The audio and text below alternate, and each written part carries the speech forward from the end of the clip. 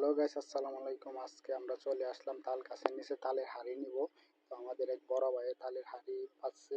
তো আজকে আমাকে বলছে তালের হাঁড়ি নিয়ে আসতে। তো আমার খেতে ইচ্ছা করছিল, তাই উঠলাম। তো একটা বোতল নিয়ে প্যান্টের পকেটে নিয়ে আমি ওঠা শুরু করলাম। আস্তে আস্তে উঠতে উঠতে অনেকটা উঠে গেলাম, কিন্তু আমার মনের মধ্যে ভয় কাজ করতেছিল। বাঁশটা হালকা একটু নড়তেছিল ময়ের মতো। তারপরে দেখলাম অনেক ভয় লাগতেছিল।